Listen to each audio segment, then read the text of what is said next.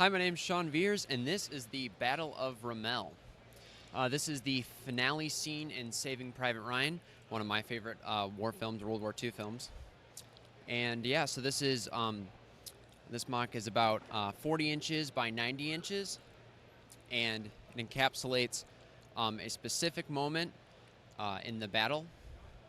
So there's definitely, as you move from left to right throughout the town, there's different moments that a lot of people recognize, like the church, the tanks, and stuff. But this is a specific moment when they're all pushing back towards the bridge, and we have Captain Miller and Private Ryan across the bridge already, and really the rest of the mock is just filled with the reinforcements from the German side that are trying to get across the bridge and eliminate Captain Miller's team and the rest of the airborne.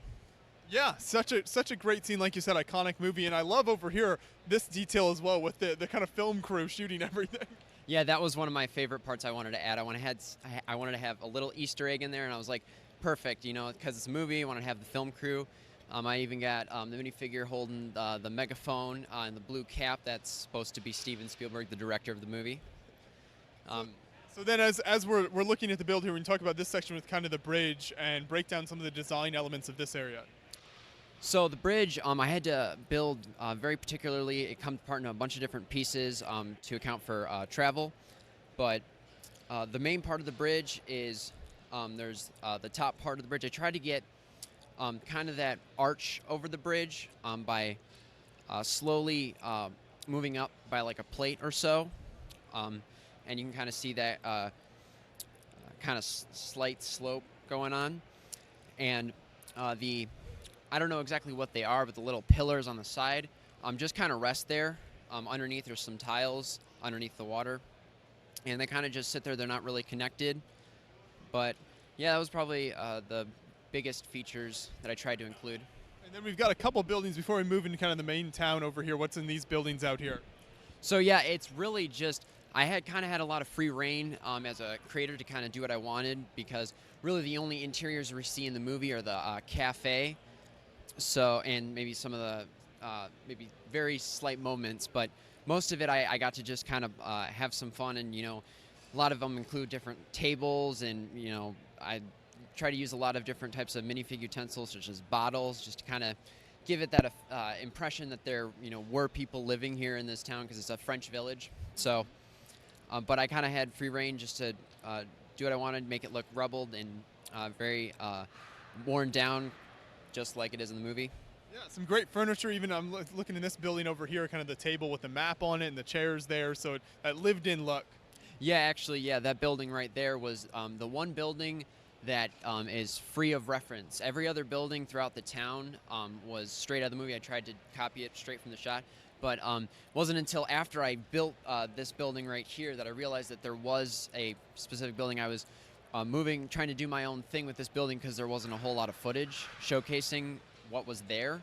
So I kind of just tried to stick with a lot of the different designs throughout the rest of the town to create that building. But every other building throughout the town is really particularly put together in order to match the reference footage. So as we move across the bridge, you've got some characters there on the bridge, right? Yeah, so right there we got, I think he's Private Ryan holding the BAR. And then there's a guy with a bazooka. I forgot. His name isn't coming to me right now, but that's fine. There's a lot of characters. It's hard to keep track. There's a lot of different characters. I have a sheet that I went through and made sure every character was there. But this is at the point where he's trying to shoot down the incoming tiger. So that takes us across the bridge then. So start explaining kind of this as the scene unfolds over there, what vehicles and troops we have. Yeah, so obviously the dead center is Tiger tank coming in. And then just to the right of it in front of the cafe is a Martyr. I believe it's like a Panzer variant. I forgot the specific type it was, but I tried to just copy based off of the footage. And then right there is in front of it is a half-track. Once again, I don't know the exact model or version, but just tried to replicate what was seen in the movie. And coming from all different angles and down the center are the reinforcement German troops. different Wehrmacht, and believe some of the paratroopers as well. But yep. And then let's move into the buildings next then, so we can kind of walk down here a bit. We'll take a look at this side first, why not? So both, from the front they look great, but then you've also got all this detail inside. Yeah, I really tried to, I wanted to have the buildings there so you can get that feel when you looked at it from the other side. You could see buildings on both sides, but I knew that this was going to be in the public's view, so I wanted to try and make this look the most interesting as it could, even though there wasn't any soldiers in it or any action necessarily going on. I wanted to take a lot of time and get that detail in there with the destruction and the rubble. Now, the destruction, building destroyed buildings like this is always interesting to me. Do you find that that's difficult to get it looking natural, kind of not, no weird patterns or anything like that, and kind of actually get that destroyed look to look kind of lifelike? Yeah, it's kind of funny because it's like, even though it's destruction and it seems like it's random, there is a sort of system I try to make sure that all the holes look as natural as they can be, but I don't just try and put space. There's bunch of different bricks that I use techniques of leaving holes, using different Technic bricks with just the pinhole or the axle hole in them to get that bullet hole effect. Same thing with the different headlight bricks. Those pull off that effect as well. But it's a lot of just spacing the damage out, and yeah. What are the buildings on the other side then? What do we have over here? So across the street, we have two of the key buildings throughout the movie that are throughout the scene, rather. So on the left, you see the first tank, or the first Tiger tank that comes into the town. It shoots right into the front of this building, and the whole entire front part of the building collapses and is completely destroyed. And then just to the right of it is the cafe, which is one of the most significant buildings. And if you can see on the second floor through the windows, there's Private Mellish and I believe Corporal Henderson, after they got ambushed by some soldiers after running out of ammo for their 30 cal machine gun. And so you can see that Mellish has the knife in his chest from the soldier. And obviously the rest of this mock takes place just after this happens. Talk about the design of this building in particular. I think is really nice, the kind of those rounded corners, and you've got the accents on the gray, so it's not just kind of one big gray facade. Yeah, so it's kind of hard to tell from the reference photos. I believe that it's more the building's slightly white, but I wanted to keep that kind of more drab color pattern, so I decided to stick with the light bluish gray tiles and mixed in our light gray. But yeah, with that design for the brick, I tried to, especially on the corner, I used the bricks with studs on all sides except for one, and I stuck the 1x2 curved slopes on either side of it to get that kind of curved effect, and I wanted to keep that space to make it to give it that brick look rather than just using a rounded panel or something else. That works really well. So that takes us to the tallest building here then. Yeah, the tallest building is the church, and as you can see, there's smoke and fire coming out of the top of it. This is after the Panzer shoots the sniper, Private Jackson, in the bell tower. And so there is no minifigure for Private Jackson because of the smoke and the flames. But then down below in front, there's the center with the statue and the 20 millimeter flat gun, as Private Miller says in the movie, or Captain Miller says in the movie. But this is after the troops had gotten shot by Riven. What are some of the kind of architectural details on that church? And you've done sort of like, you've had to like almost cut it off halfway there. Yeah. A lot of it, a lot of the detailing that I was able to do came in with the help of arches. So especially in that front entranceway on either side, it's the arches that give out that nice cutout technique and give it the rounded effect. And then moving up, that little circle was just some rounded bricks that I was able to just kind of lay there.